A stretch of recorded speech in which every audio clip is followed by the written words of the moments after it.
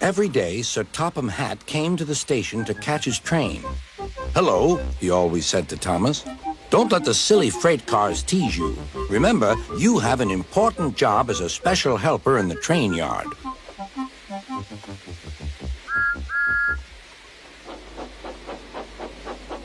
There were lots of freight cars, and Thomas worked very hard pushing and pulling them into place. There was also a small coach and two strange things his driver called cranes. "That's the breakdown train," he told Thomas. "The cranes are for lifting heavy things like engines and coaches and freight cars." One day, Thomas was in the yard. Suddenly, he heard an engine whistling. "Help! Help!" A freight train came rushing through much too fast. The engine was James, and he was frightened. His brake blocks were on fire. "They're pushing me! They're pushing me!" he panted. "On! On!" laughed the freight cars, still whistling, "Help! Help!" Poor James disappeared. "I'd like to teach those freight cars a lesson," said Thomas the tank engine. Soon came the alarm. "James is off the line! The breakdown train! Quickly!" Thomas was coupled on, and off they went.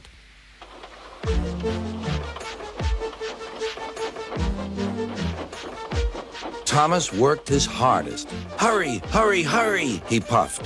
He wasn't pretending to be like Gordon. He really meant it. "Bother those freight cars and their tricks. I hope poor James isn't hurt."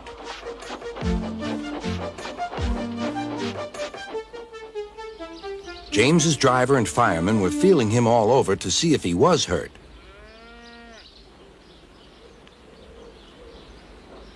"Never mind, James," they said. "It was those silly freight cars and your old wooden brakes that caused the accident." Thomas pushed the breakdown train alongside. Then he pulled away the unhurt freight cars. "Oh dear, oh dear," they groaned. "Serves you right, serves you right," puffed Thomas.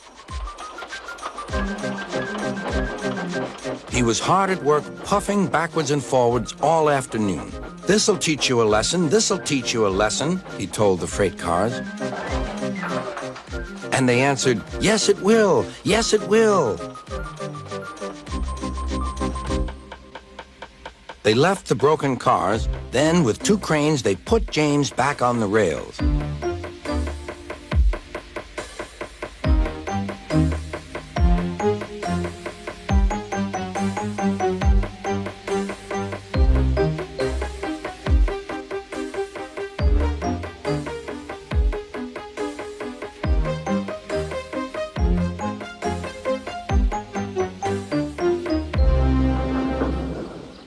He tried to move, but he couldn't, so Thomas helped him back to the shed.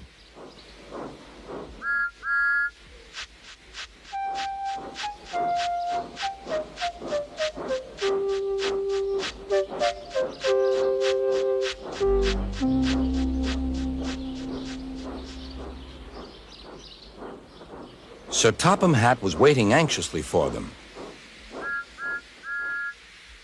"Well, Thomas," he said, "I've heard all about it, and I'm very pleased with you. You're a really useful engine. James shall have some proper brakes and a new coat of paint, and you shall have a branch line all to yourself." "Oh, thank you, sir," said Thomas.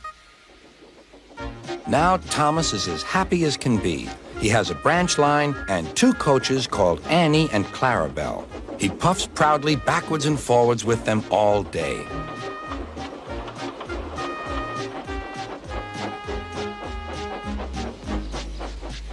He is never lonely. Edward and Henry stop quite often and tell him the news. Gordon is always in a hurry, but never forgets to say, "Boop, boop," and Thomas always whistles, "Beep, beep," in return.